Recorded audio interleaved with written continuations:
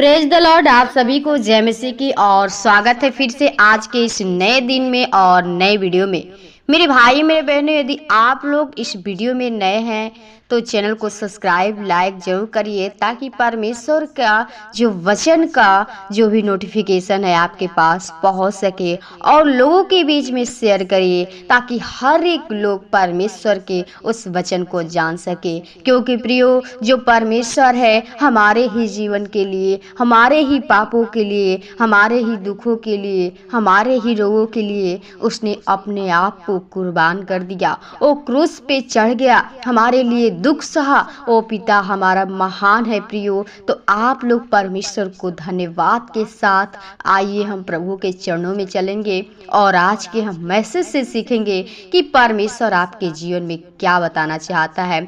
आज का दिन का क्या है, आपका जो भोजन है परमेश्वर उस भोजन को क्या देता है। प्रियो, जो भोजन है ये परमेश्वर का वचन है। जब आप उस शरीर की भोजन करते हैं उसी प्रकार हमारे भी आत्मा की जरूरत है भोजन। तो जब तक आप अपने आत्मा को भोजन नहीं देंगे, आप जब तक परमेश्वर के वचन को नहीं खाएंगे, तो आपके जीवन में वो अकाल पड़ी हुई है, आपके जीवन में अशांत फैली हुई है, आपके जीवन में वो बीमारी दुख परेशानी पड़ी हुई है। तो आप लोग यदि बचना चाहते हैं, अपने परमेश्वर की उस ब्लेसिंग को मांगना चाहते हैं, तो मेरे भाई मेरे बहनों, आप लोग परमेश्वर के वचन को तुच्छ न जानिए, परमेश्वर के वचन को अपने हृदय में रखिए। क्योंकि परमेश्वर का वचन ही है जो स्वर्ग का मार्ग है, जो परमेश्वर से मिल कर आता है और आपको यही मार्ग यही वचन परमेश्वर के पास ले जाएगा, न कि इस संसार की वस्तुएं।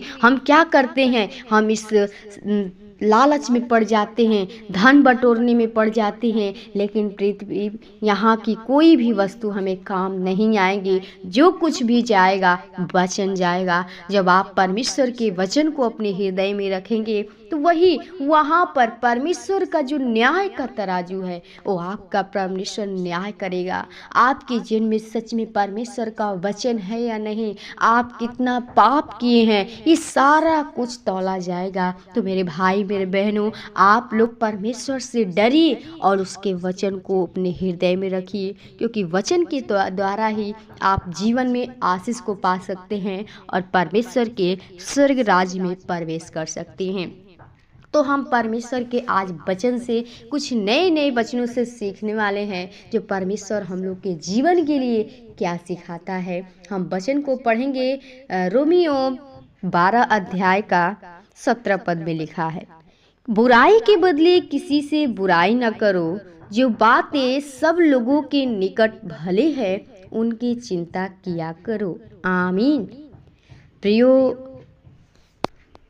जो पौलुस हम सभी भाई बहनों को बार बार समझाता है और अपने बच्चों के द्वारा जो परमेश्वर का वचन दिया गया है आपको सिखाता है, और उसी प्रकार हम भी आपको परमेश्वर के वचन से उत्साहित करना चाहते हैं। और मैं चाहती हूँ कि आप परमेश्वर की हर दिन वचन को सुनकर उत्साहित होइए, क्योंकि वचन ही आपको आनंदित करेगी। आप दिन भर आनंदित चाहते हैं, खुश रहना चाहते हैं, तो आप परमेश्वर की इस काम को करके देखिए। प्रार्थना करिए, वचन पढ़िए, सुबह उठकर गीत गाइए। जितना आप प्रभु में लीन होंगे, प्रभु आपके दिन को एक बेहतरीन दिन बनाएगा, एक अच्छा दिन बनाएगा, एक ब्लेसिंग का दिन बनाएगा। आप लोग परमेश्वर के ब्लेसिंग को चाहते हैं तो वचन को सुनिए। कहता है कि बुराई के बदले किसी से बुराई न करो, जो बातें सब लोगों के निकट भली है। आज बहुत सारे क्या है, लेकिन हमें पौलुस क्या कहता, हर एक जन एक दूसरे की बुराई में लगे हुए हैं, और कहता है कि जो बातें सब लोगों के निकट भली है। जो बातें, जो भी हम किसी का बुराई करते हैं, वो क्या है, परमेश्वर सब कुछ जानता है कि आप क्या कर रहे हो, आप किसकी बुराई कर रहे हो, आप किसकी निंदा कर रहे हो। ये बातें हर एक लोगों जन की, जाति जाति के लोगों का परमेश्वर के पास ही रिकॉर्ड है।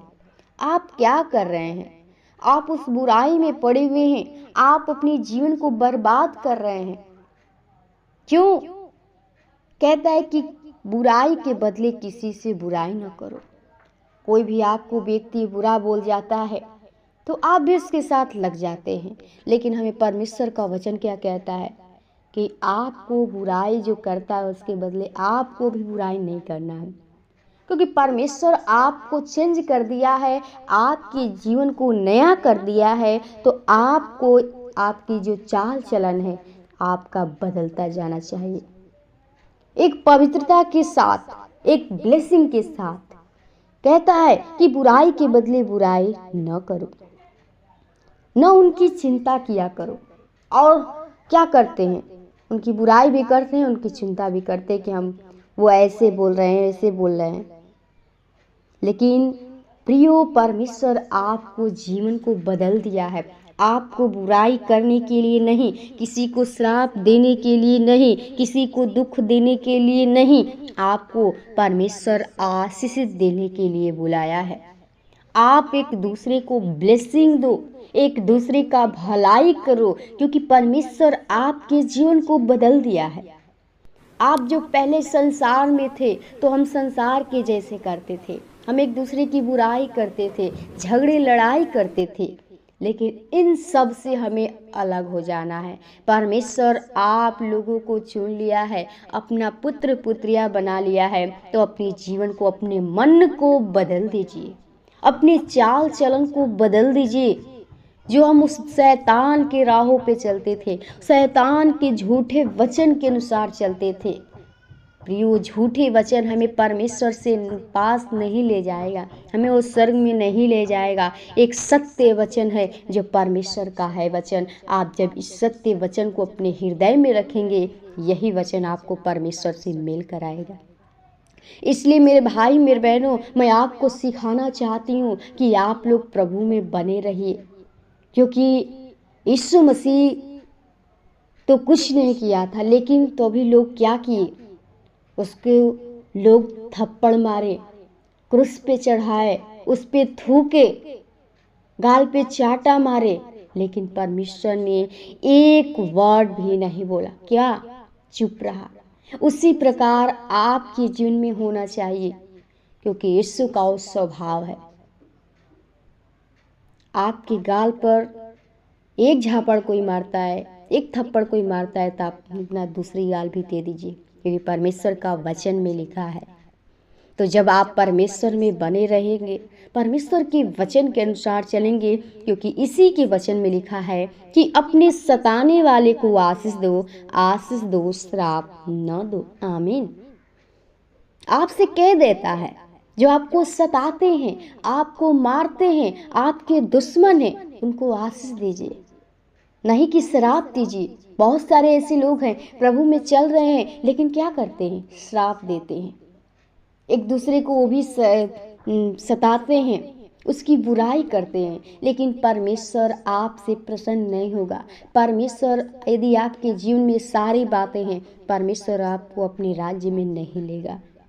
ये परमेश्वर का वचन में लिखा है कि हे प्रभु कहने वालों से परमेश्वर आपको स्वर्ग में नहीं ले जाएगा, उन्हीं को ले जाएगा जो परमेश्वर की आज्ञा के अनुसार चलते हैं, उसकी विधि को मानते हैं, जो परमेश्वर के काम को करते हैं सच्चाई के साथ।